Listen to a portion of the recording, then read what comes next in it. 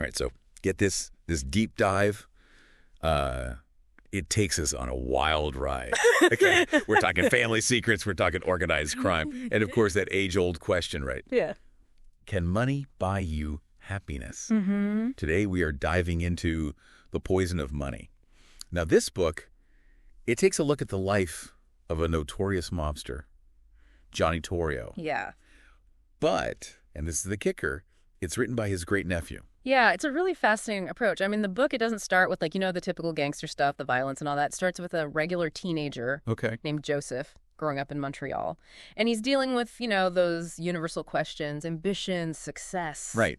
Especially because he's got his family kind of, warning him about the dark side of wealth. Talk about foreshadowing. Oh. And I love how, like, the author sets it up.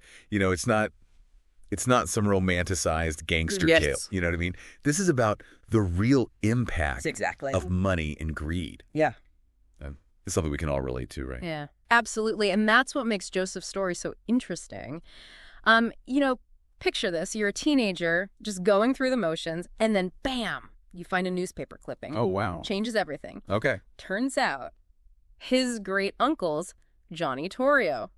What? Right-hand man to Al Capone. Oh, my gosh. The whole shebang. I would have lost it. So does he, run to his parents and be like, hey, remember good old Uncle Johnny? Right. Turns out he was kind of a big deal. Not quite. See, you hit the nail on the head. His parents, they don't want to talk about it. Oh, really? Yeah, they are very tight-lipped about the whole family past. And it's that silence that makes Joseph obsessed, He's got to find out the truth about Torrio. Was he really this ruthless kingpin, or is there more to the story? Okay, I'm hooked. So if the parents are out, who becomes like his guide on this journey? Yeah. There's always that one relative. Right. Exactly. And that's where Atina comes in, the keeper of all the family secrets. Oh, wow. She becomes his confidant. Okay. Revealing, little pieces of the past here and there. And the website hints at some juicy details, like never-before-seen insights into Torrio's life, including this deep desire he had to reconnect with his sister. And get this. His sister, Marietta, she's Joseph's grandmother. Oh, wow. Talk about a family reunion. It's like this tangled web, it's family ties, ambition, and probably a few skeletons in the closet, right? Exactly. And this is where it gets even more interesting.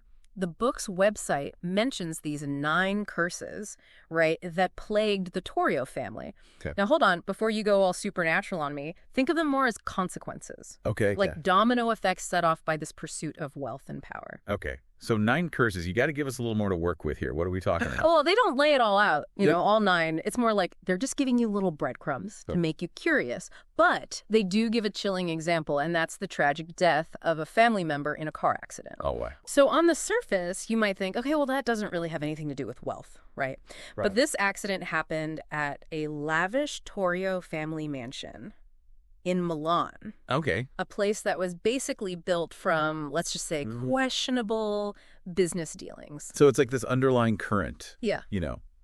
That maybe the family's wealth, even where it came from, played a part in this tragedy. Yeah, exactly. Like it makes you question, those connections, those little ripple effects that we might not see at first glance. And here's the kicker.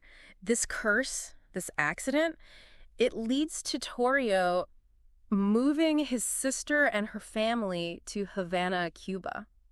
Wow. And remember, that's Joseph's grandmother. Right. So it adds another layer to this whole story. It goes from a family secret in a newspaper clipping to this global saga. Right. You got Italy, Cuba, and of course, can't forget Chicago. Right. The heart of Torrio's empire. It's like, what if a history book and a family photo album had a baby?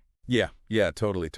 And the website, it actually draws this really interesting parallel to The Godfather. Okay. You remember that scene where Don Corleone gets shot? Buying oranges. Yes, buying oranges. Well, Torrio gets gunned down in real life. Oh, wow. While he's out grocery shopping. Oh, my God. And just like in the movie, his protege Al Capone becomes his protector at the hospital. Wow. It's kind of like those little details that make it hard to tell what's real and what's fiction. Right. But it also makes you wonder, why even include... It's a great point. The Godfather Connection. I think it's actually really clever because Torrio, he might not be as well known to some people. And this instantly makes him relatable. Right. It's like, oh, he's the real-life Godfather, and you're suddenly invested in this historical figure. Yeah. You're connecting, like, historical events Exactly. back to these personal family stories. It all weaves together. It really does. Which kind of brings us back to the curses. Mm-hmm. Are we really supposed to believe that only families involved in organized crime feel the negative effects of wealth and ambition? That is such a good question. And I think that's the beauty of this whole book. Okay. It takes a story that seems sensational on the surface, and it uses it to examine something true about all of us. Right. We all have families. We all want a better life. Yeah. And, sometimes we even envy those who seem to have it all. Right. And that desire can be dangerous.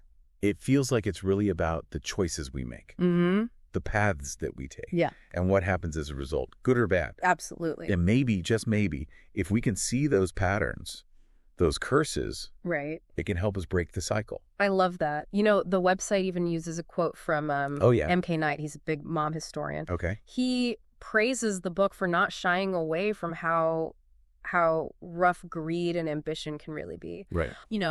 Highlighting the family drama, but also that unflinching look at how money can corrupt. So it sounds like this book, it's not just about uncovering a family secret. It's like holding up a mirror to all of us, asking these really tough questions about our own relationships with wealth and ambition. It really makes you think. And legacy. And that's where the final thought from the website just hits you like a ton of compass. All right, hit me. It says, don't be shocked if the poison of money takes root in your family tree. Whoa. Okay, that's intense. Right. It's like he's saying, look, this isn't just some made-up story. Right. This is real life. It makes you think, how many times do we ignore those red flags? Those patterns in our families. We're like, oh, that's just how they are. Right, exactly. Like, oh, that's just how Uncle Sal is, Or Grandma always had a flair for the dramatic, But maybe, just maybe, there's something more there, something we can learn from, good or bad. It's about recognizing that money, it changes things, right? Totally. It changes people. It's like it shines a light on those cracks, those vulnerabilities we all have. Right. And it makes them bigger. So it's not that money's bad in itself. Right. But it can bring out the best and the worst in us. It just amplifies everything. Yeah. And, a lot of times it's the people closest to us, our family, who really see those changes. It's true. The good and the bad. It makes you think about Joseph again. He sets out to learn about this mobster, his great uncle. Yeah. But it becomes so much more than that. Yeah. He's learning about his family. Yeah. About this legacy, right? Yeah. The ambition and how dangerous that can be. Absolutely. And the poison of money. Yeah, and it reminds us that the best stories, they aren't always the ones we hear about in the news. They're the ones right in front of us, in our own families, just waiting to be discovered. Waiting to be told the poison of money. It's officially at the top of my reading list. Mine too. It's this really cool mix of true crime, family drama, and then you've got that personal journey too. I think it'll really stick with people. Absolutely. Well, that's all the time we have for today's deep dive, but we want to hear what you think. Head over to our website. We've got links to The Poison of Money so you can explore it yourself, plus some questions to get that conversation going. And as always, thanks for diving in with us.